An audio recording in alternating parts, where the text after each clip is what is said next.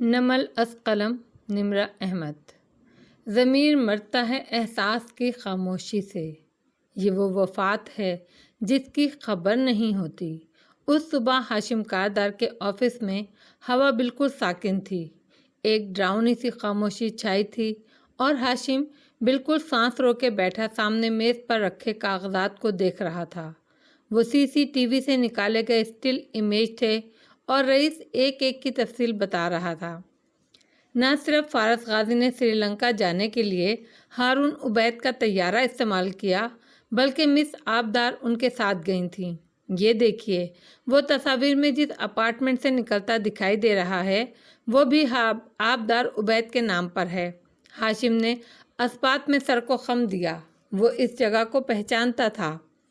Guard Kumar کی موت سے پہلے آبدار صاحبہ سعدی سے ملنے گئی تھیں اور اس سے بھی پہلے وہ پاکستان میں فارس غازی سے ملتی رہی تھیں، جس سے ہم نے اندازہ لگایا ہے کہ وہ سرنج آبدار نے ہی سعدی کو دی تھی۔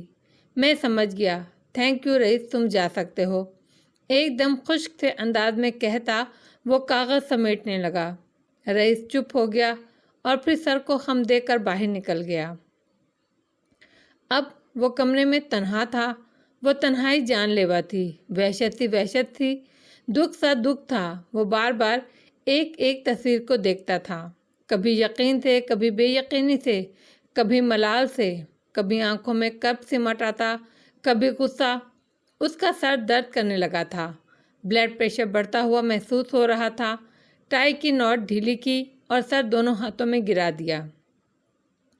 بھائی، نوشیروان کی آواز پر وہ چونکا اور چہرہ اٹھایا، وہ جانے کب وہاں آ کھڑا ہوا تھا۔ ہاشم نے ڈھیلے سے انداز میں اسے بیٹھنے کا اشارہ کیا۔ مجھے آپ سے بات کرنی ہے۔ وہ بیٹھا تو اس کا چہرہ بھی شدید اندرونی خلفشار کا شکار لگتا تھا۔ بولو، وہ سنبھل کے پوچھنے لگا۔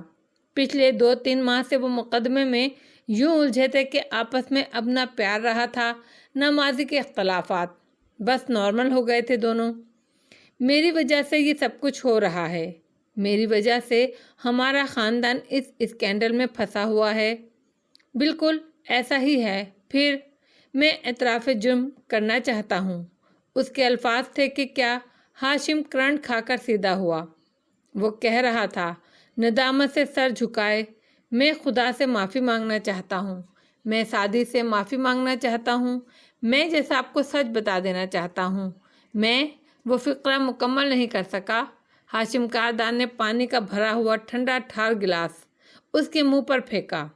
ٹھنڈے یخ پانی نے اس کا چہرہ، گردن اور بالوں کو نہلا دیا تھا۔ اس نے ہکا بکا سا چہرہ اٹھایا۔ اگر نیند سے آنکھ کھل گئی ہو تو میری بات سنو، برہمی سے کہتا وہ آگے کو ہوا۔ تم نے سعدی کے ساتھ یہ اس لیے کیا کیونکہ وہ یہ ڈیزرو کرتا تھا، کیونکہ تم ہمیشہ سے ایک نالائق اور کم عمر لڑکے تھے، مگر تم میں بھی کچھ کوالٹیز تھیں۔ ان دونوں بہن بھائی نے تمہیں ہمیشہ ڈی گریڈ کیا، تمہارے راز کھولے، تمہیں احساس کمتری کا شکار کیا۔ ان کو وہ ملا جو انہوں نے بویا تھا۔ وہ اپنے احساس برتری سے نکل پاتے تو ان کو سمجھ آتا کہ کسی کا اتنا مذاق نہیں اڑاتے جتنا وہ تمہارا اڑاتے تھے۔ تم نے نوشیروان اگر کچھ غلط کیا ہے تو اس لیے کہ انہوں نے تمہارے ساتھ غلط کیا تھا۔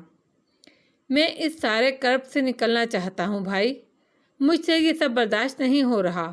وہ دبا دبا سا چلایا تھا، گیلے چہرے پر آنسو کہاں تھے اندازہ نہیں ہوتا تھا۔ چپ کر کے میری بات سنو۔ ہاشم اٹھا، میز پر ہتھیلیاں رکھے اس کی طرف جھکا اور اس کی آنکھوں میں دیکھ کر غرایا۔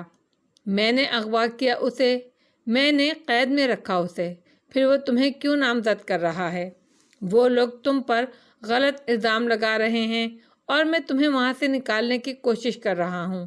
یہ میں ہوں جو تمہیں اس سے نکال لوں گا، لیکن اگر میں ان سے معافی مانگ لوں، اگر خدا ان لوگوں کے دل میں میرے لیے رحم، ڈیم اٹ۔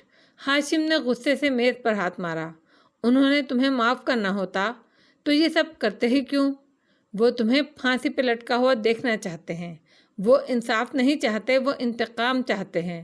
اور پھر واپس کرسی پر بیٹھا، چند ٹھنڈے سانس لے کر خود کو پرسکون کرنا چاہا اور بولا، دیکھو شیرو، تمہارے اعتراف سے ہم سب تباہ ہو جائیں گے۔ تم یاد کرو جیل کے وہ چند دن جو تم گزار کر آئے ہو، تم نہیں سہار سکو گے، تمہیں پھندے سے پہلے ہی مر جانا ہوگا۔ تم میرے بھائی ہو شیرو، میں تمہیں مرتے ہوئے نہیں دیکھ سکوں گا۔ اس کا لہجہ آخر میں بالکل ٹوٹ سا گیا۔ شیرو کی آنکھیں بھیگ گئیں۔ اس نے کرب سے دونوں کنپٹیاں تھامیں۔ میں کیا کروں بھائی؟ تم اپنے بھائی پر بھروسہ رکھو، مجھے اپنا کیس لڑنے دو۔ ان لوگوں نے ہمارے خاندان کو مذاق بنا دیا ہے، میں ان کو مذاق بنا دوں گا۔ تم دیکھنا میں عدالت میں کیا کرتا ہوں۔ اس کے خاندان کی عورتوں کے ساتھ ایک نظر اس نے سامنے رکھے کاغذات کو دیکھا۔ آنکھوں میں نفرت جھانک رہی تھی۔ اس نے مجھ سے وہ عورت چھین لی جس سے میں سب سے زیادہ محبت کرتا تھا۔ میں اس سے وہ عورت لے لوں گا جس سے وہ محبت کرتا ہے۔ میں کیا کروں بھائی؟ نوشیروان نے بھیگی آنکھوں کے ساتھ نفی میں سر ہلاتا پوچھا۔ تم خاموش رہو اور مجھے میرا کام کرنے دو، وہ بڑے وثوق سے بولا تو شیرو نے شکستگی سے اسبات میں گردن ہلا دی۔ وہ عجیب دوراہے پر آ کھڑا ہوا تھا جہاں ہر راستہ تباہی کی طرف جاتا دکھائی دیتا تھا۔ اس سے کئی کوس دور ایک ہوٹل کے ڈائننگ ایریا میں زرد روشنیوں نے پرفسوں خوابناک سا ماحول بنا رکھا تھا۔ ایسے میں ایک ٹیبل کے گرد مرد و عورت، 3 خواتین بیٹھے خوش گپیوں میں مصروف تھے۔ سربراہی کرسی پر جواہرات بیٹھی تھی اور مسکراتی ہوئی بظاہر دلچسپی سے ان کی باتیں سن رہی تھی، مگر گاہے بگاہے موبائل کی گھڑی پر نظر ڈالتی۔ کنکھیوں سے اسے قریب کھڑے گارڈ بھی دکھائی دے رہے تھے۔ دفعتاً جواہرات کی آنکھیں چمکی۔ دور سے ویٹر دھواں اڑاتی ٹرے اٹھائے چلا آ رہا تھا۔ وہ مسکرا کر اب ساتھ والی خواتین سے بات کرنے لگی۔ جیسے ہی ویٹر قریب آیا اور تیزی سے ان کے قریب جھک کر ٹرے کے لوازمات نیچے اتارنے چاہے، جواہرات نے اپنا پیر اس کے راستے میں رکھا۔ وہ جو عادتاً تیز تیز کام کر رہا تھا، غیر متوقع رکاوٹ سے اس کا پیر رپٹا اور ٹرے ٹیڑھی ہوئی۔ وہ سنبھل جاتا، مگر جواہرات چلا کر کھڑی ہوئی اور یوں گریوی کا باؤل اس کے کپڑوں پر لڑک گیا۔ اگلے چند لمحے وہاں عجب کوہرام سا مچا تھا۔ جواہرات کا سفید لباس داغدار ہو گیا تھا اور وہ چلا چلا کر اس غریب لڑکے کی بےعزتی کر رہی تھی۔ دوسرے ویٹرز اور گارڈ ٹوٹی بکھری چیزوں کو درست کرنے اس طرف لپکے تھے۔ لڑکا سہم کر 2 قدم پیچھے ہٹ گیا تھا۔ ایسے میں وہ نیپکن سے اپنے چہرے کے چھینٹے صاف کرتے ہوئے گارڈ سے غرا کر بولی تھی، میں جب تک یہ صاف کر کے نہ آؤں اس ویٹر کو بھاگنا نہیں چاہیے یہاں سے۔ تم اس کو سنبھالو اور مینیجر کو بلا کر لاؤ۔ کیا مہمانوں کو اذیت دینے کے لیے کھول رکھا ہے یہ ہوٹل؟ وہ غصے میں بڑبڑاتی پرس اٹھائے آگے بڑھ گئی اور گارڈ فوراً سے انہی کاموں میں لگ گئے جن کا وہ حکم دے کر گئی تھی۔ لیڈیز ریسٹ روم کا پہلا دروازہ کھولا تو سامنے قطار در قطار سنک نظر آ رہے تھے اور ان کے پیچھے شیشے کی بڑی سی دیوار، اور وہاں وہ کھڑا تھا پی کیپ پہنے بار بار گھڑی دیکھتا۔ اوہ احمر، شکر تمہیں میرا پیغام مل گیا تھا۔ وہ گہری سانس لے کر اندر آئی تو احمر نے جلدی سے دروازہ بند کیا اور ہینڈل میں کچھ پھنسا دیا، پھر متعجب سا ان کی طرف پلٹا۔ مسز کاردار، اتنا بھی کیا کہ آپ مجھے کال تک نہیں کر سکتی؟ میں خطرہ نہیں مول لے سکتی، ابھی زیادہ وقت نہیں ہے۔ ہاشم مجھ پر شک کرنے لگا ہے، میں اسے مزید خود سے متنفر نہیں کر سکتی۔ وہ تیز تیز بے ربط سا بول رہی تھی۔ اوکے اوکے، آرام سے بتائیے، کیا مدد کر سکتا ہوں میں آپ کی؟ وہ رسان سے اسے تسلی دینے لگا۔ تمہیں میرا ایک کام کرنا ہے۔ یہ میرے ایک خفیہ اکاؤنٹ کی تفصیلات ہیں، ان میں ایک لاکر ہے جس میں کچھ زیور ہے اور بہت سی رقم۔ تمہیں وہ سب کچھ میرے پاس پہنچانا ہے۔ وہ اب چند کاغذات نکال کر اسے دکھا رہی تھی۔ احمر غور سے ان کو دیکھ رہا تھا۔ وہ واپس آئی تو لباس کا داغ ہنوز موجود تھا، البتہ چہرہ تر و تازہ اور دھلا ہوا لگتا تھا۔ مسکرا کر وہ واپس بیٹھی تو دیکھا سامنے مینیجر، عملے کے چند نمائندے اور گارڈ کھڑے تھے۔ متعلقہ ویٹر کو انہوں نے پکڑ رکھا تھا۔ مینیجر سینے پر ہاتھ رکھے ندامت سے بار بار معذرت کر رہا تھا۔ جواہرات ٹیک لگا کر بیٹھی، فخر اور غرور سے اس غریب نوجوان کو دیکھا۔ اس نے نہ صرف میرا لباس خراب کیا بلکہ میری دوپہر برباد کر دی۔ اس کو کڑی سے کڑی سزا ملنی چاہیے۔ نہ صرف اس کو نوکری سے فارغ کیا جائے بلکہ یہ ایک بھاری جرمانہ بھی بھرے گا۔ مجھے معاف کر دیں، میری غلطی نہیں ہے، میرے آگے، وہ نوجوان بے بسی سے کہنا چاہتا تھا، مگر گارڈز اس کو کچھ بولنے سے پہلے ہی خاموش کرا دیتے تھے۔ جواہرات اب مزید حکم صادر کر رہی تھی۔ ہر شخص بااصول ہے، ہر شخص باضمیر، پر اپنی ذات تک، ذاتی مفاد تک۔ کمرہ عدالت کی اونچی کھڑکی سے مئی کا سورج اندر جھانک رہا تھا۔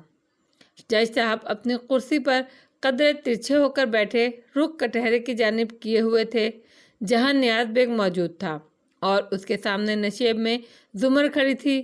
نیچے بیٹھا سعدی فکر مندی سے گواہ کو دیکھ رہا تھا۔ ہاشم البتہ ہلکی سی مسکراہٹ چہرے پر سجائے ہوئے تھا۔ آج وہ چشمے والا آدمی نہیں آیا تھا، اس لیے پیچھے بیٹھے فارس کی توجہ کا مرکز صرف نیاز بیگ تھا۔ کیا یہ درست ہے کہ ہسپتال میں سعدی یوسف کا اسٹریچر لے کر جانے والے آپ ہی تھے؟ زمر پوچھ رہی تھی۔ جی ہاں، وہ بے نیازی سے بولا۔ کیا یہ درست ہے آپ نے سعدی یوسف کا اغوا کا الزام قبول کیا تھا؟ جی۔ آپ نے سعدی یوسف کو قتل کرنے کا ارادہ کرنے کا الزام بھی اپنے سر لیا تھا؟ لیکن استغاثہ ایک دفعہ پھر آپ سے حلف دلوا کر پوچھ رہا ہے کہ نیاز بیگ صاحب، زمر ٹھہر کر بول رہی تھی، کیا آپ اپنے بیان پر قائم ہیں؟ عدالتی کمرے میں خاموشی چھا گئی، سناٹا در سناٹا۔ نیاز بیگ نے ہاشم کو دیکھا، پھر پیچھے بیٹھے فارس کو۔ دونوں اسے مختلف قسم کی نظروں سے دیکھ رہے تھے۔ پھر وہ زمر کی طرف متوجہ ہوا۔ میں سچ بولوں گا، میں اپنے بیان پر قائم ہوں، میں نے ہی سعدی یوسف کو گولیاں ماری تھیں۔ واو! سعدی نے بڑبڑا کر سر جھٹکا تھا۔ ہاشم نے مسکرا کر زمر کو دیکھا، جس کی یہاں سے پشت دکھائی دے رہی تھی۔ وہ اس کے چہرے کے تاثرات نہیں دیکھ پا رہا تھا۔ آپ کو یقین ہے آپ ہی سعدی کے ساتھ اس زیر تعمیر گھر میں اس رات تھے؟ جی، میں ہی تھا۔ ہاشم نے مڑ کر فارس کو دیکھا۔ وہ بالکل خاموش اور سپاٹ سا دکھائی دے رہا تھا۔ عدالت کو بتائیے، آپ کا سعدی یوسف سے کس بات پر جھگڑا ہوا تھا؟ یہ لڑکا میرے سے کوکین خریدتا تھا، کافی دن سے پیسے پورے نہیں دے رہا تھا۔ میں نے کہا بدلے میں اس کا ریسٹورنٹ قسطوں پر خرید لوں گا۔ یہ اس پر مجھ سے لڑنے جھگڑنے لگا۔ اس نے مجھے گالی دی تھی، پھر میں نے وہی واقعہ دہرانے لگا۔ اسے ایمبولینس میں ڈال کر کوڑے کے ڈھیر پر پھینکنے کے بعد آپ نے کیا کیا نیاز بیگ صاحب؟ میں اپنے گھر گیا، کپڑے بدلے، اس کا موبائل جو اٹھایا تھا وہ اسی رات اپنے دوست کو بیچ دیا۔ اس کی دکان اسی علاقے میں ہے جہاں آپ کا گھر ہے۔ پھر سعدی کے فون کے سگنل اس رات وہاں ملے تھے جہاں قصر کاردار واقع ہے۔ میرے دوست کی دکان بھی اسی علاقے میں ہے۔ نیاز بیگ نے جھٹ سے اسبات میں سر ہلایا۔ زمر نے ہاشم کو دیکھا اور ستائشی انداز میں سر کو خم دیا۔ امپریس وٹنس پریپ، اس نے مسکرا کر تعریف وصول کی۔ زمر فوراً سے واپس گھومی۔ اور اس فون کا ماڈل کون سا تھا؟ لمحے بھر کو کمرے میں سکوت چھا گیا۔ ہاشم کی مسکراہٹ غائب ہوئی۔ Objection your owner. ہاشم تیزی سے اٹھا۔ اس بات کو 1 سال گزر گیا ہے اور اب اوور رولڈ۔ کاردار صاحب بیٹھ جائیں اور گواہ کو جواب دینے دیں۔ جج صاحب نے ناپسندیدگی سے اسے ٹوکا۔ وہ سیمسنگ کا اسمارٹ سا فون تھا، جلدی میں 25,000 کا بکا تھا، S6 تھا۔ نیاز بیگ فر سے بولا۔ اور اس کا رنگ کیا تھا؟ وہ ترنت بولی، سیاہ رنگ تھا۔ وہ اعتماد سے بولا، اف، نوشیروان نے سر گرا دیا۔ زمر نے ہاتھ میں پکڑے کاغذ جج صاحب کے سامنے رکھے۔ یور آنر، سعدی یوسف کے زیر استعمال ایک ہی فون تھا اور وہ آئی فون تھا، سفید رنگ میں۔ یہ اس فون کی خریداری کی سلپ ہے۔ یہ ابتدائی FIR کی کاپی ہے جس میں میں نے فون کا رنگ، ماڈل مینشن کیا تھا۔ استغاثہ عدالت سے درخواست کرتا ہے نیاز بیگ کی گواہی پر یقین نہ کیا جائے، کیونکہ جس فون کے پیچھے سعدی کو مارنے اور وہ بھی 2-2.5 لاکھ روپے کے امپورٹڈ پستول سے مارنے کا یہ دعویٰ کر رہا ہے، وہ فون اس نے کبھی دیکھا ہی نہیں تھا۔ یور آنر، وہ ایک عام آدمی ہے۔ ہاشم تیورا کر اٹھا۔ عام آدمی نے سیمسنگ اور آئی فون دیکھے تک نہیں ہوتے اور اس بات کو 1 سال گزر چکا ہے۔ کاردار صاحب، زمر مسکرا کر اس کی طرف گھومی۔ آپ بہت خاص آدمی ہیں، بڑے آدمی ہیں، امیر، بادشاہ لوگ۔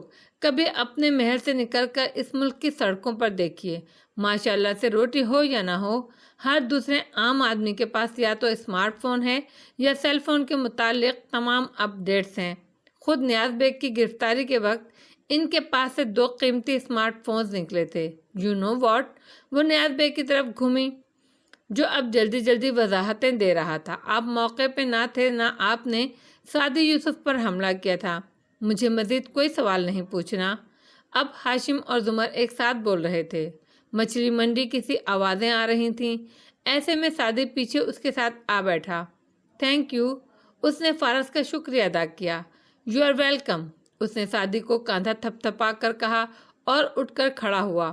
ادھر زمر اب اگلی تاریخ مانگ رہی تھی تاکہ حنین یوسف کو پیش کر سکے، جو ناسازیت طبع کی وجہ سے آج پیش نہیں ہو سکی تھی۔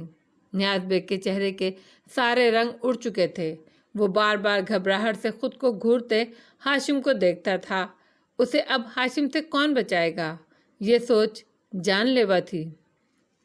مستقبل صبر میں ہے کوہ گراں، نقش عبرت صدا نہیں کرتا۔ فوڈلی ایور آفٹر شام کے نیلگو اندھیرے میں جگمگا رہا تھا۔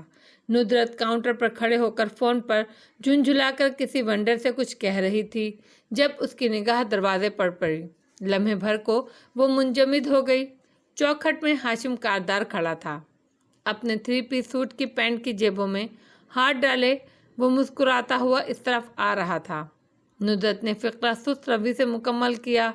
وہ قدم قدم چلتا آگے آیا اور سیڑھیاں چڑھنے لگا۔ اس کے بالکل ساتھ سے گزرا تھا وہ ان کو نظر انداز کر کے وہ پلٹ کر اسے جاتے دیکھنے لگی۔ وہ واقف تھا کہ زمر کہاں ملے گی، مگر پہلی دفعہ آنے کے باعث گردن گھما گھما کر وہ ریسٹورنٹ دیکھ رہا تھا۔ ندرت کی نگاہوں نے تب تک اس کا پیچھا کیا جب تک وہ اوپری ہال کے دروازے کے پیچھے گم نہیں ہو گیا۔ زمر اپنی مخصوص میز کرسی پر موجود تھی۔ ٹیبل لیمپ جلا ہوا تھا، چھت پر لگا فانوس بھی روشن تھا۔ وہ کوہنیاں میز پر جمائے کام کر رہی تھی جب دروازہ کھلنے کی آہٹ پر آنکھیں اٹھائیں۔ ہاشم کو وہاں دیکھ کر لبوں پر تلخ مسکراہٹ در آئی۔ وہ مسکراتا ہوا گڈ ایوننگ کہتا سامنے آیا اور کرسی کھینچی۔ آئیے کاردار صاحب، بیٹھیے۔ کیا خدمت کر سکتی ہوں میں آپ کی؟ وہ بظاہر خوش دلی سے بولتی قلم بند کر کے پیچھے ہو بیٹھی۔ پہلے تو چائے منگوا لیجئے، لیکن بغیر شوگر کے۔ زمر نے انٹرکام اٹھایا اور بولی، جنید اوپر 2 کافی بھیجیں، اور پھر اس کی طرف متوجہ ہوئی۔ گھنگریالے بال اونچی پونی میں باندھے وہ کوٹ کے صبح والے سفید کپڑوں میں ملبوس تھی۔ کوٹ نہیں پہن رکھا تھا، باہم پھنسے ہاتھوں میں نیلے پتھر والی انگوٹھی دمک رہی تھی۔ اچھا ہے ریسٹورنٹ، وہ ستائشی انداز میں سر کو خم دے کر کہہ رہا تھا۔ انٹیریئر اچھا ہے، ٹریڈیشنل ہے، تھوڑا سا ماڈرن ٹچ بھی آ رہا ہے جو کہ نہیں آنا چاہیے، لیکن خیر ہے، وال کلر بدلنے چاہیے۔ ایک دفعہ کیس سے فارغ ہو جائیں پھر ری ماڈلنگ کر لیں گے اس کی۔ اوہ زمر، وہ افسوس سے گہری سانس لے کر بولا، آئی مس اولڈ ٹائمز۔ آواز میں ملال بھی تھا۔ اس پر نگاہیں جمائے وہ یاد کرتے ہوئے کہہ رہا تھا، آپ ڈی اے تھی، سوری پروسیکیوٹر، میں آپ کے آفس میں آتا تھا، ہم ایک ساتھ چائے پیتے تھے، بہت سے کیسز کی ڈیل فائنل کرتے تھے، حکومت کا وقت اور پیسہ بچاتے تھے، اچھے دن تھے وہ۔ آپ کو کبھی افسوس ہوا ہاشم؟ وہ اس کی آنکھوں میں دیکھتے ہوئے بولی، جو آپ نے میرے ساتھ کیا اس پر؟ بہت زیادہ۔ اس نے اسبات میں سر ہلایا، ٹیک لگائے ٹانگ پر ٹانگ چڑھا کر بیٹھا۔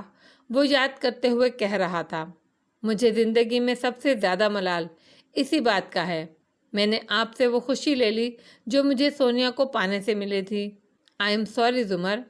بہت شکریہ، خیر یہ اچانک آپ کیوں آئے ادھر؟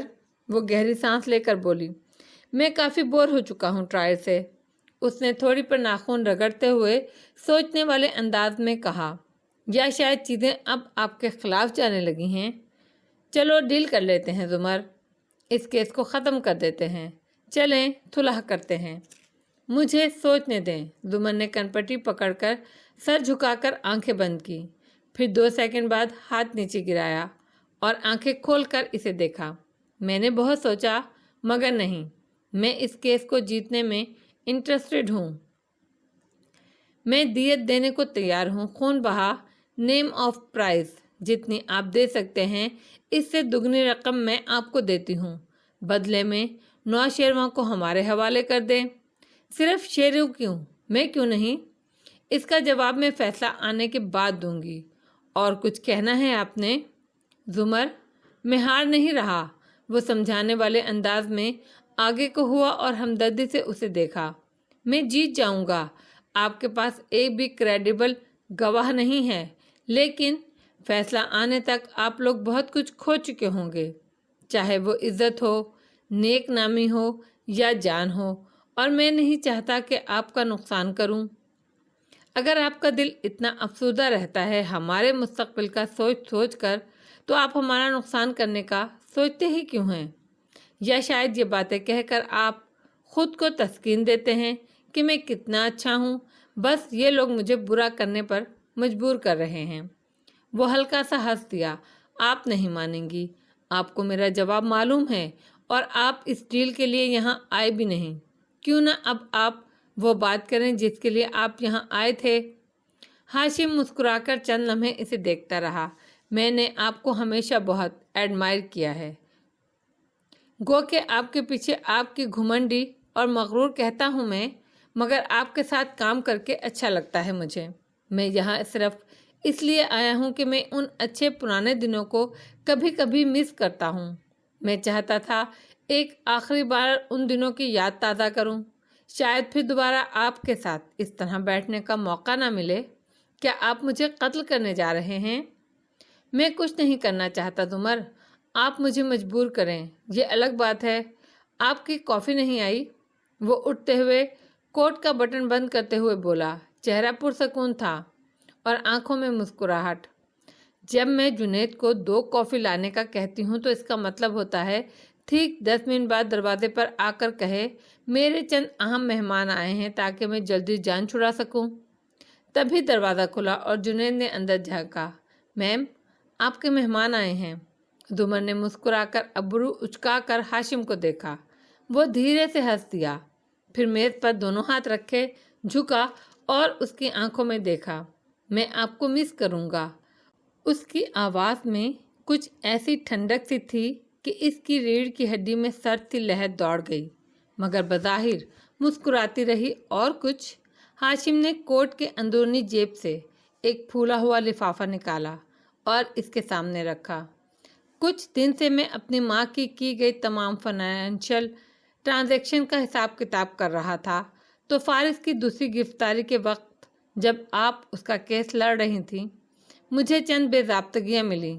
मालूम करवाने पर इल्म हुआ कि खैर जो इल्म हुआ वो आपके डॉक्टर ने इस कागज़ पर लिख दिया है। मैं इन सब से नावाकिफ़ था, फिर भी माजरत करता हूँ और सिर्फ ये चाहता हूँ कि जुदा होने से पहले आप अपने बारे में सारी हकीकत जानती हों। लिफाफा रख कर वो उसे चौंकता छोड़कर मुड़ गया। दरवाजे तक पहुंचकर वो मुड़ा।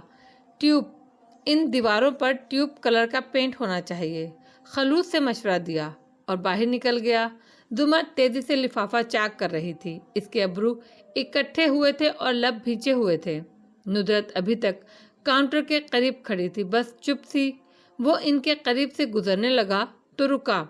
आपको चाहिए कि अपनी बेटी को अदालत की भेंट ना चढ़ाएं। इसकी इज्जत एक दफ़ा चली गई ना तो वापस नहीं आएगी। नरमी से उनको देखकर धीरे से बोला था। नुदरत की आंखें इसी तरह उस पर जमी रहीं। अक्सर रात को तस्बीह पढ़ते पढ़ते मैं सोचती हूँ तुम्हारा अंजाम कैसा होगा हाशिम। फिर मैं कोशिश करती हूँ इस अंजाम की निस्बत से तुम्हारे लिए बद्दुआ करूँ, मगर नहीं कर पाती। तुम्हारी सबसे बड़ी सज़ा पता है क्या होनी चाहिए? तुम्हें हिदायत मिल जाए, फिर तुम सारी ज़िंदगी अपने गुनाहों को याद करके पछताते रहो। Thank you what ever. वो सर झटक कर आगे बढ़ गया। रेस्टोरेंट के मेहमान मुड़ मुड़ कर उसको देख रहे थे। 27 से, मरबूबियत से, तहय्युर से, सबकी नज़रें मुख्तलिफ थीं। مگر پھر سب کی نظریں ایک سی ہوتی تو یہ دنیا تو جنت ہوتی۔ اجاڑ بن میں اترتا ہے ایک جگنو بھی، ہوا کے ساتھ کوئی ہم سفر بھی آتا ہے۔ سڑک رات کے اندھیرے کے باعث تاریک تھی، مگر جا بجا لگے اسٹریٹ پولز کی تیز روشنی کے باعث روشن بھی تھی۔ وہ سامنے دیکھتا توجہ سے ڈرائیو کر رہا تھا جب موبائل اسکرین چمکی۔ فارس نے مصروف سے انداز میں اسے اٹھایا، مگر اگلے ہی لمحے تیزی سے بریک پر پاؤں رکھا۔ آبی نے لکھا تھا، ہاشم نے مجھے یہ تصویر بھیجی ہے، ساتھ لکھا ہے ہی can not protect his woman, میں کیا کروں؟ اور نیچے تصویر میں وہ دونوں، فارس اور آبی، ایئرپورٹ سے نکلتے دکھائی دے رہے تھے۔ فارس نے آنکھیں بند کی، میں نے اس لڑکی کو کتنا نقصان پہنچا دیا، اف۔ پھر وہ جلدی جلدی لکھنے لگا، کہاں ہیں آپ؟ میں آ رہا ہوں۔ تقریباً 1 گھنٹے کے بعد وہ ہارون عبید کی رہائش گاہ میں بنے لان میں کھڑا تھا۔ سامنے اداس نظر آتی آبدار موجود تھی اور وہ اسے تسلی دینے والے انداز میں بتا رہا تھا، میں نے آپ کی سیکیورٹی ٹیم ری اسمبل کر دی ہے، آپ کے فون میں ایک ایپ بھی ڈال دی ہے جس کے ذریعے آپ جہاں بھی ہوں گی مجھے خبر ملتی رہے گی۔ آبدار نے اسبات میں سر ہلایا، نگاہیں اس کے چہرے پر جمی تھیں۔ میں نے آپ کو مصیبت میں ڈالا ہے، میں نکال بھی لوں گا، ڈونٹ وری۔ اگر اس نے مجھ سے کچھ پوچھا تو وہ ڈری ہوئی نظر آتی تھی، تو سارا الزام میرے اوپر ڈال دیجیے گا۔ میں نے آپ کے والد کی زندگی کو نشانہ بنا کر آپ کو بلیک میل کیا، کچھ بھی کہہ دیجیے گا، مگر یہ نہیں کہنا کہ آپ نے اپنی خوشی سے سب کیا۔ وہ اسے سمجھا رہا تھا، میں آپ پر الزام ڈال دوں؟ اتنی خود غرض لگتی ہوں میں آپ کو؟ بس وہی کریں جو میں نے کہا ہے، مجھ پر الزام ڈالیے گا بس۔ وہ ہاتھ اٹھا کر قطعیت سے کہہ رہا تھا، آنکھوں میں عجیب بے بسی بھری فکر مندی بھی تھی۔ وہ مجھے کوئی نقصان نہیں پہنچائے گا فارس، اس نے آپ سے منسوب عورتوں کی بات کی ہے، میں تو آپ سے منسوب نہیں ہوں۔ جو بھی ہے، میں اس دفعہ اس کو اپنے سے جڑے لوگوں کو نقصان نہیں دینے دوں گا۔ اس کی آواز میں برہمی در آئی تھی۔ آبدار ہلکا سا مسکرائی، تو یہ تھی فارس غازی کی کمزوری جس پر وہ دوڑا چلا آیا تھا، اس کی حمیت، بے بسی کا وہ احساس کہ وہ اپنی عورتوں کی حفاظت نہیں کر سکا تھا پہلے۔ کاش میرے بابا بھی آپ جیسے ہوتے، اپنی عورتوں کے لیے اتنے ہی کیئرنگ ہوتے، جبکہ وہ تو اندر بیٹھے اس بات پر خوش ہیں کہ مجھے آپ کی شکل میں ایک باڈی گارڈ مل گیا ہے۔ اب وہ اس بات کو بھی کسی طرح ہاشم پر دباؤ ڈالنے کے لیے استعمال کریں گے۔ فارس نے کچھ کہنے کے لیے لب کھولے، پھر بند کر دیے۔ آبدار کی مسکراہٹ گہری ہوئی۔ ہاں، وہ سب سچ ہے۔ وہ چونکا، میں نے تو کچھ نہیں پوچھا، مگر میں تو پوچھنا چاہتا تھا نا، بیٹھیے میں بتاتی ہوں۔ اس نے لان چیئر کی طرف اشارہ کیا تو وہ دھیرے سے کرسی کھینچ کر بیٹھا۔ وہ ہر آخری موڑ پر ایک نئی سڑک کھود دیتی تھی اور وہ چاہتے ہوئے بھی بیٹھنے پر مجبور تھا۔ اب وہ اس کے سامنے بیٹھ گئی اور نظریں کیاریوں میں لگے پھولوں پر جمائے ہوئے تھی۔ وہ اسکینڈل سچا تھا۔ میری ماں کے بارے میں مسز کاردار نے خبریں چھپوائی تھیں اخبار میں کہ وہ فلاں شخص کے ساتھ۔ اس نے تکلیف سے سر جھٹکا اور وہ خاموشی سے سنتا رہا۔ پھر بابا نے میری ماں کو قید کر دیا، کولمبو کے اسی تہہ خانے میں۔ کرنل خاور نے اس جیل کو بنایا تھا اور اس میں جھول رکھے تھے تاکہ ضرورت پڑنے پر وہ ان کو نکال کر لے جا سکے۔ ہم لوگ کراچی چلے گئے، بابا نے سیاست ترک کر دی، ہم گمنامے کی زندگی میں رہنے لگے، فون نمبرز بدل دیے، سوشلائزنگ چھوڑ دی، مگر ماں کو نہیں چھوڑا بابا نے۔ اس کے سوئس اکاؤنٹ میں کافی رقم پڑی تھی، بلیک منی جو لانڈرنگ کر کے ادھر بھیجی گئی تھی، مگر ماں کو پتا تھا جس دن اس اکاؤنٹ کا کوڈ ان کو دے دیا یہ لوگ ان کو مار دیں گے۔ انہوں نے ہر تشدد سہا مگر اکاؤنٹ نہیں دیا۔ پھر ایک دن خاور ان کو نکال کر لے گیا مسز جواہرات کے پاس۔ جو کام اتنے عرصے کا تشدد نہیں کرا سکا وہ مسز کاردار کے چند میٹھے بول، ہمدردی اور اعتماد نے کرا دیا۔ میری ماں نے ان کو ساری معلومات دے دیں اور کہا وہ پیسے ان کو نکلوا دیں تاکہ وہ روپوش ہو سکیں۔ وہ زخمی تھیں، ٹھیک سے چل بھی نہیں سکتی تھیں۔ مسز کاردار نے اس اکاؤنٹ کو اپنے قبضے میں کیا، ان سے مختلف کاغذات پر دستخط کروائے اور پھر ان کو مروا دیا۔ وہ بہت بڑی رقم تھی، وہ آج بھی انہی کے پاس ہے۔ نہ صرف رقم بلکہ میری ماں کے لاکر میں جیولری بھی بہت تھی۔ مسز کاردار صرف ان سے بدلہ لینا چاہتی تھیں۔ انہوں نے بابا کو مسز کاردار سے چھینا تھا نا، اس دن سے بابا ان سے بدلہ لینا چاہتے ہیں۔ وہ بولے جا رہی تھی اور وہ سنے جا رہا تھا غور سے، توجہ سے۔ مجھے بابا کا ان کی طرف الطاف دیکھ کر ڈر لگتا تھا، بابا ان کو اپنا ہی نہ لیں، مگر اب میں جان گئی ہوں وہ صرف ان کو اذیت دینا چاہتے تھے۔ مسز کاردار مجھے پسند کرتی تھی ہاشم کے لیے، مگر جب سے میں نے ان کو بلیک میل کرنا شروع کیا ہے وہ میری سب سے بڑی دشمن بن گئی ہیں۔ ہاشم کو آپ کب سے جانتی ہیں؟ اس نے اپنائیت سے پوچھا تھا۔ آبدار ابھی تک کیاری کو دیکھ رہی تھی، اداسی سے ذرا سا مسکرائی۔ اس نے میری جان بچائی تھی، میں سمندر میں ڈوب گئی تھی، وہ مجھے باہر نکال لایا، اس نے مجھے نئی زندگی دی تھی، اور تب سے ہی آپ دوسروں کے NDEs میں دلچسپی رکھنے لگی ہیں۔ آپ خود بھی چند لمحے کے لیے کلینیکل ڈیتھ کا شکار ہوئی تھی شاید۔ آبدار نے چونک کر اسے دیکھا، اس کے چہرے پر بہت سے رنگ آ کر گزر گئے، جیسے وہ ہیجان کا شکار ہوں۔ آپ کلینیکل ڈیتھ کے تجربات پر یقین رکھتے ہیں؟ نہیں آبدار، مجھے لگتا ہے یہ لوگ خواب دیکھتے ہیں اور اس کو حقیقت سمجھ لیتے ہیں۔ وہ خواب نہیں تھا، آبی نے آنکھیں بند کیں، وہ حقیقت تھی۔ میں نے پہلی دفعہ جانا تھا روح اور جسم دو الگ الگ چیزیں ہیں۔ میری روح میرے جسم سے نکل گئی تھی، پانی کے اندر سے ہوتی ہوئی وہ ایک تاریک سرنگ میں گزر رہی تھی۔ سرنگ بہت لمبی تھی، اختتام پر روشنی تھی، میں بہت ہلکی ہو گئی تھی، ہوا سے بھی ہلکی۔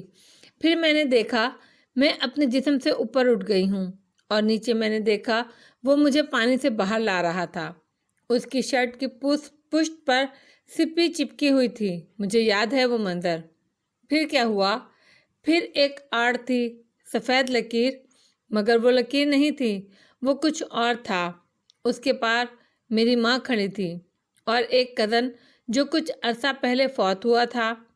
وہ مجھے واپس مڑنے کو کہہ رہے تھے، شاید وہیں میں نے اسے دیکھا۔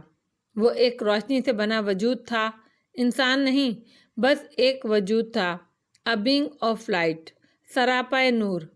اس سے پھوٹتے رنگ بدل رہے تھے، سرخ ہو رہے تھے، جیسے وہ غصے میں ہو۔ وہ مجھ سے خفا تھا۔ میں نے بہت سے لوگوں کے انٹرویو کیے، یہودی، عیسائی، ہندو، حتیٰ کہ ایتھیسٹ کے بھی۔ وہ کسی سے خفا نہیں تھے، کسی نے اس کے بدلتے رنگ نہیں دیکھے، تو میں نے کیوں دیکھے؟ سب کو اس نے علم حاصل کرنے کا اور لوگوں سے محبت کرنے کا پیغام دیا۔ میرے اوپر اس نے غصہ کیا، کچھ کہا نہیں، بس غصہ، طیش، غضب، یہی محسوس ہوا مجھے۔ کیوں؟ کیونکہ آپ نے خودکشی کرنے کی کوشش کی تھی۔ وہ ہلکا سے مسکرا کے بولا، اور وہ بالکل ٹھہر گئی، یک ٹک ساکت سی اسے دیکھے گئی۔ آپ اپنے والد کی توجہ کے لیے خودکشی کرنے جا رہی تھیں، آپ نے پہلے بتایا تھا ایک دفعہ۔ یہ جان اتنی ارزاں نہیں ہوتی کہ اسے یوں ضائع کیا جائے۔ کبھی کسی خودکشی کر کے واپس آنے والے مریض کا انٹرویو کیا آپ نے؟ آبی نے نفی میں سر ہلایا۔ جو اپنی جان کو بے مقصد ہلاکت میں ڈال دیتے ہیں یا دوسروں کی جانوں کے ساتھ کھیلتے ہیں، وہ توبہ کیے بغیر مر جائیں تو قابل معافی نہیں ہوتے۔ اسی لیے شاید اس نے آپ پر غصہ کیا ہو۔ پھر گھڑی دیکھتا اٹھ کر کھڑا ہوا۔ میں اب چلتا ہوں، کوئی مسئلہ ہو تو بتائیے گا۔ آبی نے بدقت اثبات میں سر ہلایا۔ تھینک یو، مسز عمر کو میرا سلام کہیے گا۔ شیور۔ وہ گہری سانس لے کر پلٹ گیا۔ آبدار کی نظریں دور تک اس کا تعاقب کرتی رہیں۔ خالی دامن سے شکایت کیسی، اشک آنکھوں میں بھی تو بھر جاتے ہیں۔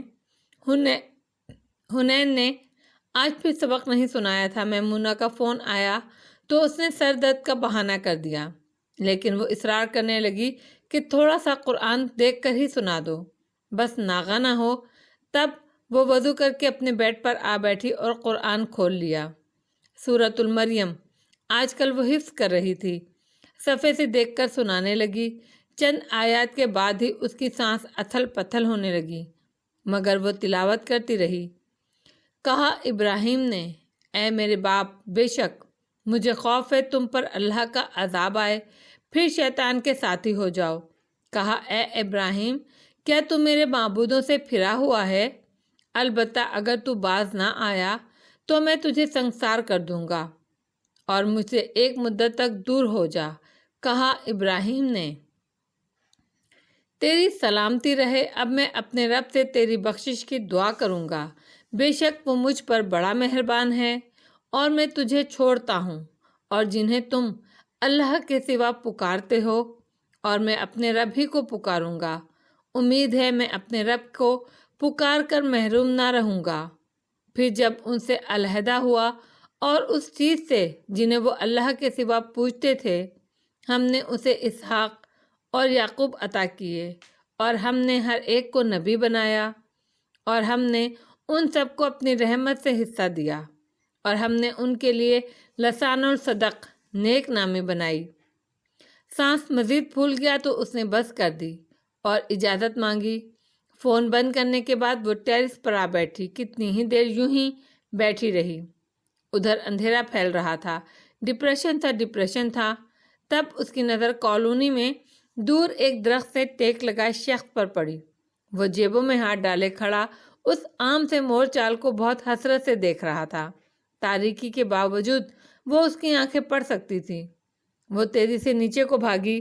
نوشیروان بھائی، وہ چند منٹ بعد اپنا گیٹ عبور کر کے اس کے سامنے آ کھڑی ہوئی۔ وہ اسے دیکھ کر سیدھا ہوا، مگر خاموش ویران آنکھوں سے اسے دیکھتا رہا۔ آپ ادھر کیا کر رہے ہیں؟ جانتے ہیں نا کورٹ میں یہ بات آپ کے خلاف جا سکتی ہے، اس لیے چلتے بنیے، وہ درستی سے بولی تھی۔ لوزر، سپر لوزر، یہی کہا تھا نا تم نے مجھے؟ اگر پیچھے مڑ کے دیکھو تو یہ سب تمہاری زبان کی وجہ سے ہوا تھا۔ وہ تلخی سے بولا تھا، ایسی تلخی جس میں ملال زیادہ تھا۔ حنین چونک کر واپس گھومی۔ کیا تم دونوں کو کبھی احساس ہوا حنین، تم لوگ اپنے احساس برتری میں مجھے کتنا ہرٹ کر جاتے تھے، میری کتنی بے عزتی کرتے تھے؟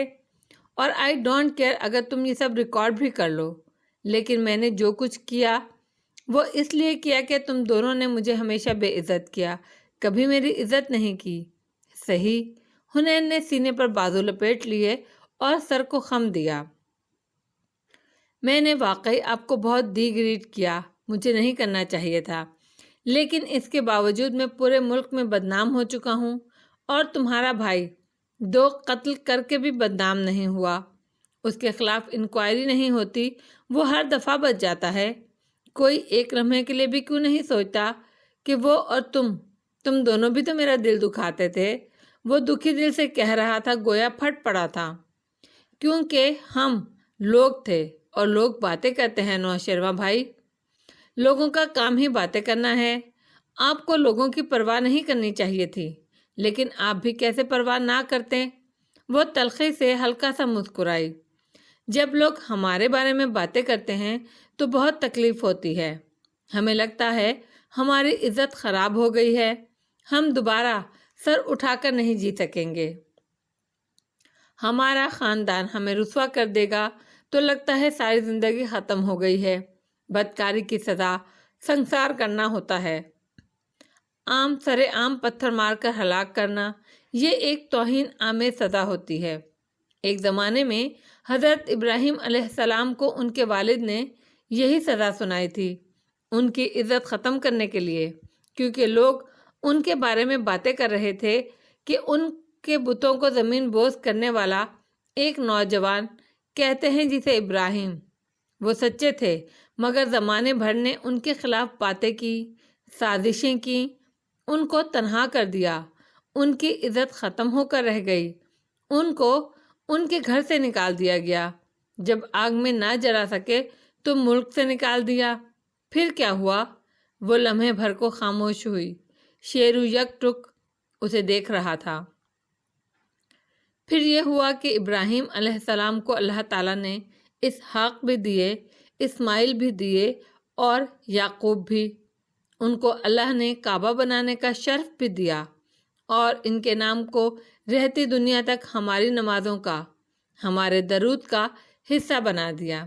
3 بڑے ادیان کے پیروکار یہودی، عیسائی، مسلمان اس بات پر جھگڑتے ہیں کہ ابراہیم ہمارا ہے۔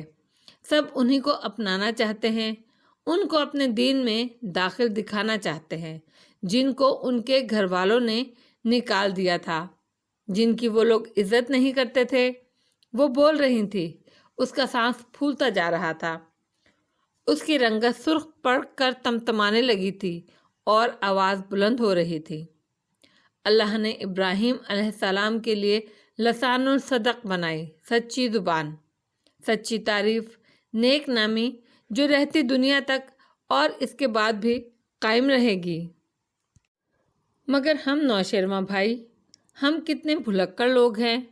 ہم سمجھتے ہیں لوگ ہمیں بے عزت کریں گے تو ہماری عزت اور نیک نامی چلی جائے گی، ہم رسوا ہو جائیں گے، لوگ ہمارے بارے میں باتیں کریں گے تو ہم کبھی سر اٹھا نہیں سکیں گے۔ تو پھر کون تھا وہ شخص جس نے اپنے وقت کے بڑے بڑے خداؤں کو کلہاڑا مار کر توڑا تھا، جس کے بارے میں سب لوگ بری بری باتیں کرتے تھے، مگر آج اس جیسا نیک نام کوئی نہیں نوشیروان بھائی، لوگوں کا کام تو ہوتا ہے باتیں کرنا۔ کسی انسان کی عزت لوگوں کی زبان سے نہیں بندھی ہوتی کہ وہ زبان کھولیں گے اور عزت گر جائے گی۔ اللہ، اس نے انگلی اٹھا کر اوپر اشارہ کیا، صرف اللہ کے ہاتھ میں ہے ہر انسان کی عزت، وہ نہ چاہے تو کوئی رسوا نہیں ہو سکتا۔ اور جانتے ہیں کیوں؟ اچھے بھلے دیندار لوگ ایک دن اچانک سے ہماری نظروں سے گر جاتے ہیں۔ جب ان کی سیاہ کاریاں سامنے آتی ہیں تو ہم سمجھتے ہیں یہ بدل گئے ہیں، مگر وہ پہلے بھی اچھے نہیں تھے، ان کی نیت شروع سے خراب تھی اور شروع میں اللہ نے ان کو چانس دیا، مگر جب انہوں نے اپنی نیت درست نہیں کی تو اللہ نے ان کی تمام محنتوں اور کوششوں کو انہی کے ہاتھوں برے کاموں میں لگایا، یوں ان کی نیتیں سب پر کھل گئیں۔ انسان بری نیت نہ رکھے تو اللہ اسے کبھی رسوا نہیں کرتا۔ یہی پوچھنا چاہتے تھے نا آپ؟ یہی ہے آپ کا جواب۔ کسی کی عزت کسی انسان کے ہاتھ میں نہیں ہے۔ ہمارا سارا خاندان ہماری بےزتی کرے گا تو اللہ اس سے کہیں زیادہ لوگ پیدا کر دے گا جو ہماری عزت کریں گے۔ اگر ہم نے اپنے گناہوں پر معافی مانگ لی ہے اور دوسروں کا بھلا سوچنے لگ گئے ہیں نا، ہماری نیت درست ہے نا، تو اللہ ہمیں کبھی کسی انسان کے ہاتھوں رسوا نہیں کرے گا۔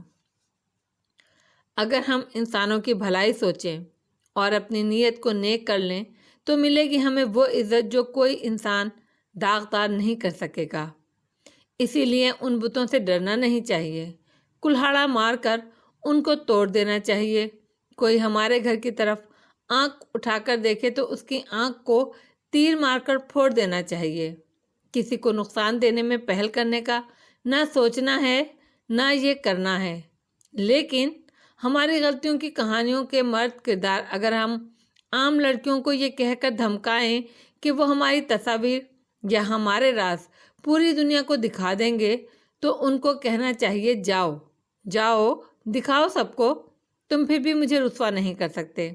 دنیا کے سارے بد کردار مرد اکٹھے ہو جائیں، وہ تب بھی تائب ہوئی ہم عام لڑکیوں کو رسوا نہیں کر سکتے۔ یہ ہوتی ہے توبہ اور اچھی نیت۔ عزت پانا چاہتے ہیں نا آپ تو لوگوں کی بھلائی کے لیے کام کرنا شروع کریں۔ میں بھی عزت پانا چاہتی ہوں، اسی لیے میں اب ڈرے بغیر دوسروں کا سوچوں گی، اپنے بھائی کا سوچوں گی جس کے لیے مجھے گواہی دینی ہے، پھر تیر مارنا پڑے یا کلہاڑا، اللہ شاہد ہوگا کہ میری نیت بری نہیں تھی۔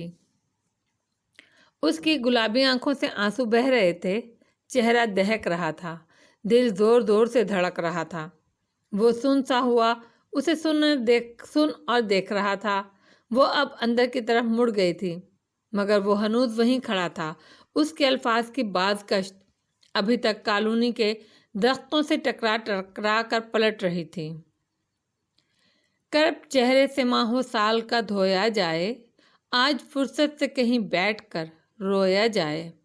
فارس جس وقت کمرے میں آیا وہ بیڈ پر کروٹ لیے لیٹی تھی، رخ دوسری طرف تھا، آنکھوں پر بازو رکھے ہوئے تھے۔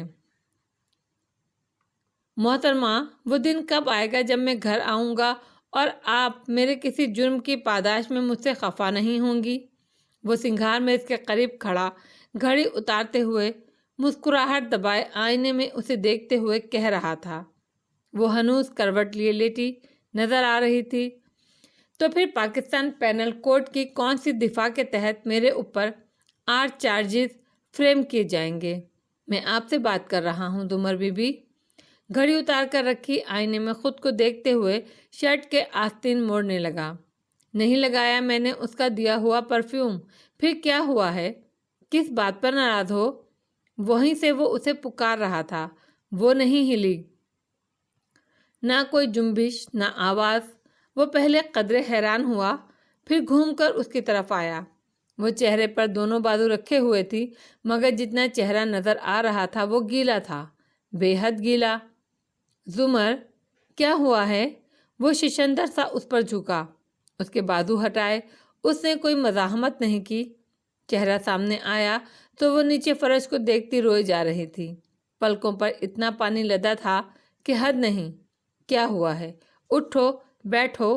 وہ حیران پریشان سا سہارا دے کر اسے بٹھانے لگا۔ اس نے پھر کوئی مزاحمت نہیں کی، بس ڈھیلی سی اٹھ کر بیٹھ گئی۔ گھنگریالے بالوں کی پونی ڈھیلی پڑ چکی تھی اور شدت گریہ سے ناک اور آنکھیں گلابی ہو کر دہک رہی تھیں۔ مجھے بتاؤ کیا ہوا ہے؟ کسی نے کچھ کہا ہے؟ کبھی وہ اس کو شانوں سے تھام کر اپنی طرف موڑتا، کبھی اس کا چہرہ تھپ تھپاتا۔ ادھر دیکھو، مجھے بتاؤ کیا ہوا ہے؟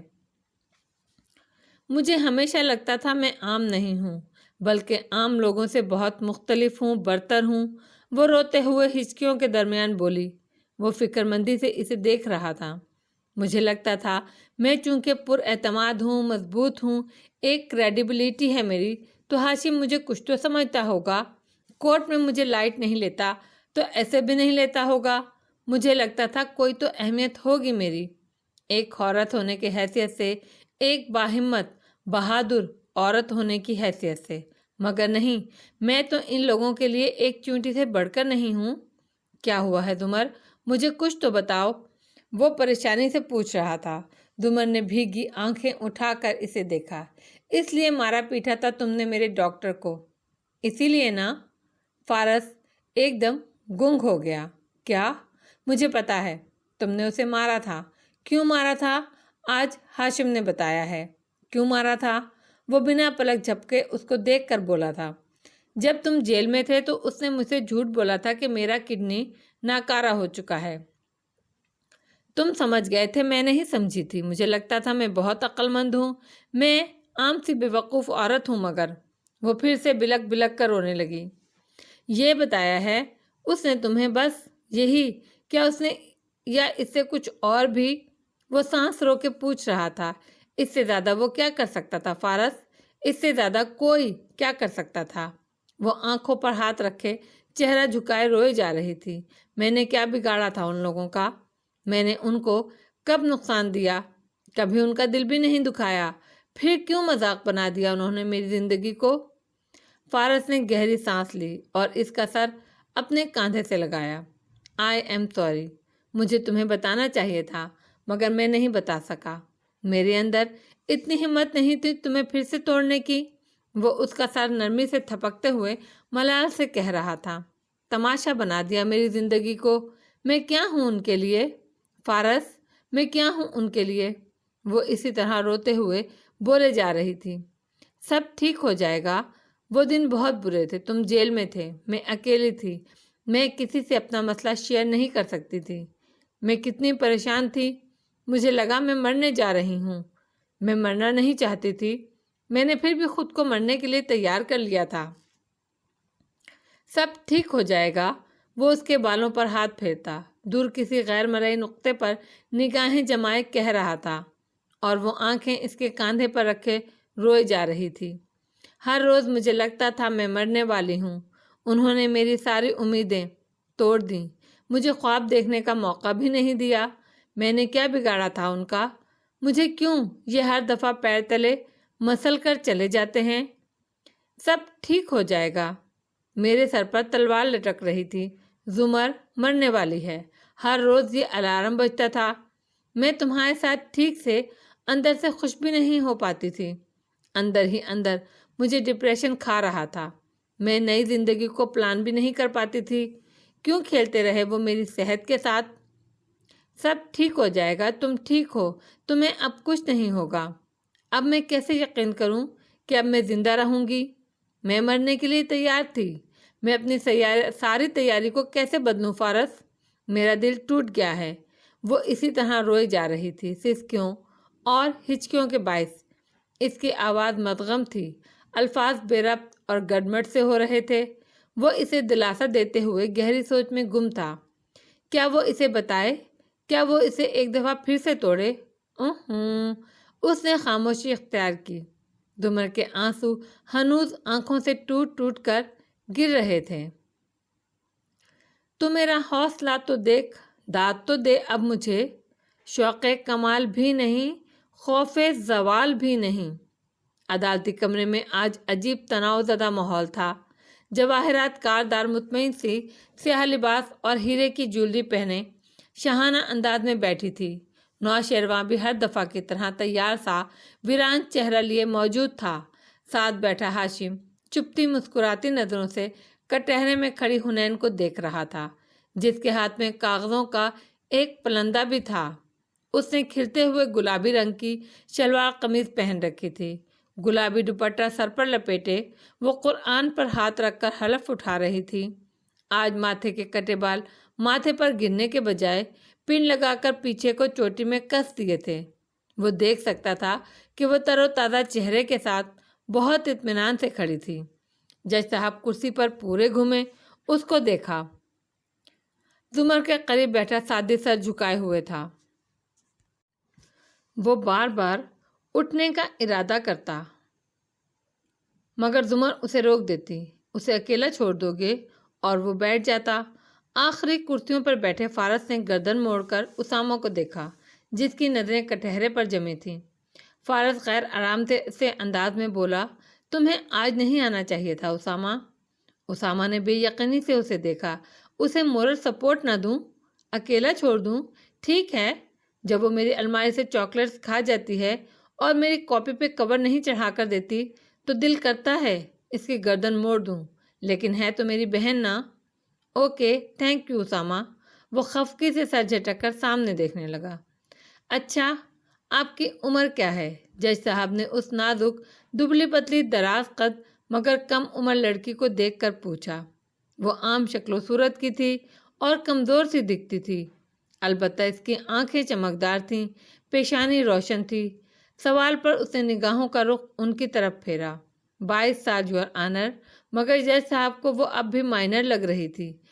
سمجھاتے ہوئے بولے، اچھا ایسا ہے، ابھی یہ مسز عمر آپ سے سوال کریں گی، اس کے بعد وکیل صفائی آپ سے جرح کریں گے اور جی یور آنر، قانون شہادت آرٹیکل 132 کے تحت پہلے جس وکیل نے مجھے بلایا ہے وہ میری ایگزامینیشن ان چیف کریں گی، پھر وکیل صفائی مجھے کراس کریں گے، پھر مسز عمر مجھے دوبارہ سے ری ایگزام کر سکتی ہیں، مگر صرف ان باتوں کو وضاحت کے لیے جو کراس کے دوران سامنے آئی ہیں۔ اس کے بعد ہاشم کاردار مجھے دوبارہ سے ری کراس کر سکتے ہیں، لیکن وہ نئے سوال پوچھنے کا بھی حق رکھتے ہیں۔ میں جانتی ہوں، وہ ایک ہی سانس میں بولے گئی۔ اسامہ نے فارس کے قریب سرگوشی کی۔ اب یہ زیادہ اوور ہو رہی ہے، مگر فارس اب غور اور اچنبھے سے اسے دیکھ رہا تھا، جو غیر معمولی طور پر کمپوزڈ نظر آتی تھی۔ جج صاحب اب پورا گھوم کر اسے دیکھنے لگے۔ بہرحال کاردار صاحب آپ سے جرح کے دوران متعلقہ سوالات کے علاوہ کوئی ایسا سوال بھی پوچھ سکتے ہیں جو وہ پھر سے اسے وارن کرنے لگے تھے، مگر جو قانون شہادت آرٹیکل 141 کے تحت میری ویریسٹی چیک کرنے کے لیے ہو، مگر میرا بیک گراؤنڈ، کام وغیرہ جاننے کے لیے ہو، یا نظروں کا رخ ہاشم کی طرف موڑا، میرا کردار مسخ کرنے کے لیے ہو، اور کورٹ ان سوالوں کی اجازت دے دے گی۔ میں جانتی ہوں۔ جج صاحب نے کھلے لب بند کیے، پھر بولے، میں صرف یہ تسلی کر رہا تھا آپ کو اپنے رائٹس معلوم ہیں یا نہیں۔ I know my rights more than I know my wrongs, your honor۔ وہ اسی انداز میں بولی تھی، دھیما، شائستہ، مسکرا کر بولنے والے انداز میں۔ ہاشم محفوظ مسکراہٹ کے ساتھ اسے دیکھ رہا تھا۔ اسامہ نے پھر سے منہ بنایا۔ اوور۔ فارس غیر آرام دہ تھا اور سادی فکر مند۔ یہ کیا کر رہی ہے زمر؟ وہ حنین ہے اور اس کے دماغ میں کیا چلتا رہتا ہے میں نہیں جانتی۔ وہ گہری سانس لے کر اٹھ کھڑی ہوئی اور اس کے سامنے آ ٹھہری۔ ریکارڈ کے لیے اپنا نام بتائیے۔ حنین ذوالفقار یوسف خان۔ وہ زمر کو دیکھ کر گردن اکڑا کر بولی تھی۔ مدعی یوسف، سعدی یوسف سے آپ کا کیا رشتہ ہے؟ وہ میرا بھائی، برادر ان آرمز، اچھا ساتھی ہے۔ سعدی کو دیکھ کر مسکرا کر بولی۔ وہ مسکرا بھی نہیں سکا۔ اب زمر اس سے چھوٹے چھوٹے چند سوالات کرنے لگی۔ وہ اعتماد اور سبھاؤ سے جواب دیتی گئی۔ 20 مئی کی شام جب آپ میرے کمرے میں موجود تھیں تو آپ نے باہر کیا دیکھا؟ میں نے دیکھا سعدی یوسف گھر کی پچھلی گلی میں چلتا آ رہا تھا۔ وہ فون پر کسی سے بات کر رہا تھا۔ وہ مخاطب کو حلیمہ کے نام سے پکار رہا تھا اور کہہ رہا تھا وہ اس کے باس سے ملنے کل آنا چاہتا ہے، یعنی وہ اپائنٹمنٹ لے رہا تھا۔ اور آپ کے عزیز و اقارب میں حلیمہ کس کی سیکیٹری کا نام ہے؟ ہاشم کاردار کی سیکیٹری ہے وہ۔ ہاشم نے مجھے اور آپ کو خود بتایا تھا جب ہمارے سامنے ان کی سیکیٹری کا فون آیا تھا۔ آپ کو یقین ہے آپ نے یہی نام سنا تھا؟ جی 100%۔ ہمیں نوشیروان کاردار کے اغوا کے بارے میں بتائیے تاکہ عدالت کو معلوم ہو وہ کس کردار کا حامل ہے۔ زمر سوال پوچھ رہی تھی اور وہ جواب میں پورا واقعہ بتا رہی تھی، کس طرح اس نے نوشیروان کا ڈرامہ پکڑا۔ شیر و زخمی نظروں سے اسے دیکھے گیا، مگر اسے جیسے حنا سے اب کوئی گلہ نہیں رہا تھا۔ آخری دفعہ جب ہاشم کاردار آپ کے گھر آئے تھے بریانی فرائیڈے پہ تو کیا کہا تھا انہوں نے سب کے سامنے معافی مانگی تھی اور اقرار کیا تھا کہ نوشیروان اور وہ ذمہ دار ہیں سعدی بھائی کے اغوا اور ارادہ قتل کے۔ انہوں نے ہم سے سب بھول کر آگے بڑھنے کی بات کہی تھی۔ وہ سپاٹ سے انداز میں بتاتی گئی۔ حنین، آپ کو یقین ہے انہوں نے اعتراف جرم آپ کے سامنے کیا تھا؟ زمر جج صاحب پر ایک گہری نظر ڈالتے ہوئے حنا سے پوچھ رہی تھی۔ اس نے اثبات میں سر ہلایا۔ جہاں تک مجھے یاد ہے انہوں نے اعتراف جرم کے ساتھ افسوس کا بھی اظہار کیا تھا۔ Your witness. زمر مڑی اور ہاشم کو اشارہ کیا۔ وہ مسکراتا ہوا اٹھا، عادتاً کوٹ کا بٹن بند کیا اور اس کے سامنے جا کھڑا ہوا۔ سعدی کا سر جھکا ہوا تھا، وہ چاہ کر بھی چہرہ اٹھا نہیں پا رہا تھا۔ نظریں زمر کے کاغذات پر رکھے کھلے پین پر جمی تھیں جس کی نب تیز دھار پھل کی طرح چمک رہی تھی۔ اس نے آہستہ سے اس پین کو مٹھی میں دبا لیا۔ نظریں ہنوز جھکی تھیں۔ حنین یوسف۔ ہاشم مسکرا کر اس کی آنکھوں میں دیکھ کر بات کرنے کا آغاز کرنے لگا۔ کیا یہ سچ ہے کہ اوور لینگویج کا کیا؟ وہ تیزی سے بولی۔ ہاشم رکا۔ جج صاحب نے بھی گردن موڑ کر اسے دیکھا۔ قانونی شہادت کے تحت آپ کو مجھ سے پوچھنا چاہیے میں کس زبان میں زیادہ کمفرٹیبل ہوں اور میرا بیان اسی زبان میں ریکارڈ ہونا چاہیے۔ یہ میرا حق ہے اور آپ نے مجھ سے اس بارے میں نہیں پوچھا۔ اوکے، آپ کس زبان میں آرام دہ ہیں، اردو یا انگلش؟ کسی میں بھی؟ اس نے کندھے اچکائے۔ ہاشم نے مسکرا کر سر کو خم دیا۔ حنین، آپ کے بیان کے مطابق آپ نے سعدی کو مبینہ طور پر کسی کی سیکیٹری کا نام لیتے سنا، حلیمہ، کیا یہ درست ہے؟ جی۔ اور کیا آپ نے سرنیم بھی سنا تھا حلیمہ؟ کون اگلا نام؟ بھائی نے صرف حلیمہ بولا تھا۔ حنین، آپ ماشاءاللہ ایک ذہین لڑکی ہیں۔ اتنا تو جانتی ہوں گی کہ آفیشیل کیپیسٹی میں امپلائیز کو عموماً ان کے سرنیم کے ساتھ پکارا جاتا ہے۔ مس یوسف، Mrs Kardar, first name term نہیں یوز کی جاتی۔ کیا ایسا نہیں ہے؟ نہیں، ایسا نہیں ہے کیونکہ باسز عموماً اپنے سیکیٹریز کے ساتھ فرینک ہوتے ہیں اور ان کو فرسٹ نیم ٹرم کے ساتھ ہی بلاتے ہیں۔ یہی وجہ ہے میرے سامنے اپنے سیکیٹری کا فون اٹینڈ کرنے کے بعد آپ نے ہمیں اس کا نام حلیمہ ہی بتایا تھا، نو سرنیم۔ کیا؟ لیکن کیا آپ نے سعدی کو فون پر میرا نام لیتے سنا یا نوشیروان کا؟ نہیں، وہ صاف گوئی سے بولی۔ اور حلیمہ؟ کوئی بھی حلیمہ ہو سکتی ہے، کسی کی بھی secretary, right? Objection your honour. Zamar تیزی سے اٹھی۔ اس سے پہلے کہ زمر اعتراض کی وجہ بتاتی، جج صاحب رولنگ دیتے، حنین نے جج صاحب کی طرف رخ پھیر کر کہا، کیا آپ مسز زمر کو کچھ دیر کے لیے خاموش رہنے کا کہہ سکتے ہیں؟ کیونکہ مجھے ان کے سوالوں پر کوئی اعتراض نہیں ہے، میں ہر سوال کا جواب دوں گی۔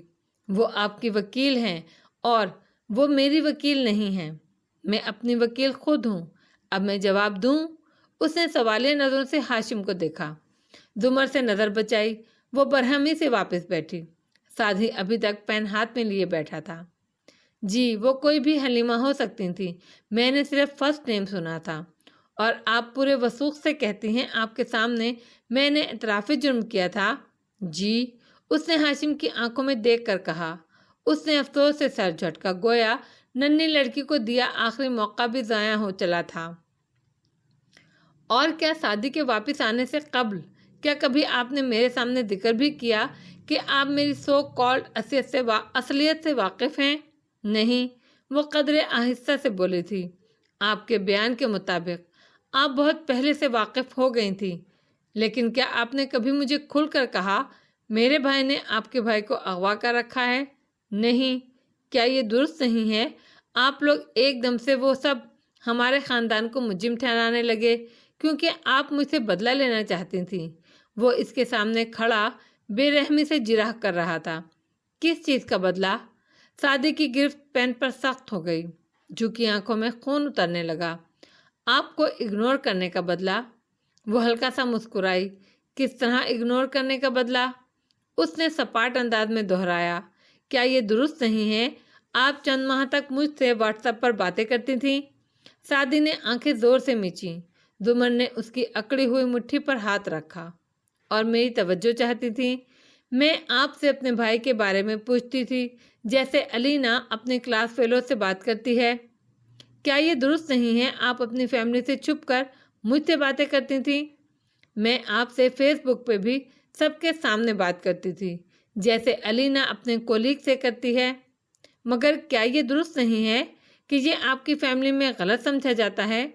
میری فیملی میں یہ ایسا ہی سمجھا جاتا ہے جیسے علینا کی فیملی میں سمجھا جاتا ہے، مگر جیسے علینا ضرورت کے تحت فیس بک پر اپنے کولیگز کو وغیرہ سے بات کر لیتی ہے، میں بھی کر لیتی ہوں۔ ایکسکیوز می، یہ علینا کون ہے؟ ہاشم نے اکتا کر بات کاٹی۔ جج صاحب کے ریڈر کی بیٹی۔ اس نے معصومیت سے کہہ کر چند کاغذ جج صاحب کی طرف بڑھائے۔ جہاں ریڈر صاحب چونکے وہیں ہاشم ٹھہرا اور زمر نے بے اختیار پیشانی چھوئی۔ اف! یہ یور آنر ریڈر صاحب کی بیٹی کے فیس بک کے کچھ اسکرین شاٹس ہیں اور یہ میری ہاشم بھائی سے کی بات کے اسکرین شاٹس۔ علینا اپنی یونیورسٹی میں ایک نہایت باعزت اور برائٹ اسٹوڈنٹ ہیں۔ جیسے وہ بولتی ہیں میں بھی ویسے ہی بولتی تھی۔ اب ہمارے بڑے اس بارے میں کیا سوچتے ہیں مجھے نہیں معلوم۔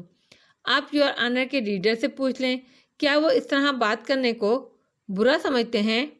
ہاشم نے بے اختیار ٹائی کی نوٹ ڈھیلی کی۔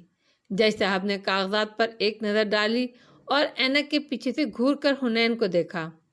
آپ ریڈر کے بارے میں اس طرح بات نہیں کر سکتی، انہوں نے تنبیہ کی۔ یور آنر، قانون میں کہیں بھی کوئی بھی شق مجھے منع نہیں کرتی اس چیز سے، سو میں یہ لے آئی۔ معصومیت سے شانے اچکائے۔ میری بیٹی کا یہاں کیا ذکر؟ میں بھی تو کسی کی بیٹی ہوں، میرے ذکر کی اجازت بھی تو آپ لوگ دے رہے ہیں نا؟ پھر ہاشم کو دیکھا۔ آپ کیا پوچھ رہے تھے؟ اس چیز کو کیسا سمجھا جاتا ہے ہم جیسی عام فیملیز میں؟ ریڈر صاحب کی طرف اشارہ کیا جن کے چہرے پر برہمی تھی۔ میں آپ کی انٹرنیٹ ایڈکشن کے بارے میں پوچھ رہا تھا۔ ہاشم نے تیزی سے پینترا بدلا۔ وہ ایک جج کے ریڈر کی طرف جانے والی گفتگو کا رخ موڑنے کے علاوہ کچھ نہیں کر سکتا تھا۔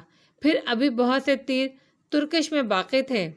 کیا یہ درست ہے حنین یوسف کہ آپ کمپیوٹر وغیرہ پر بہت اچھی ہیں؟ بالکل، مسکرا کر سر کو خم دیا۔ جج صاحب اب کاغذ رکھ کر واپس ان کی طرف متوجہ ہو چکے تھے۔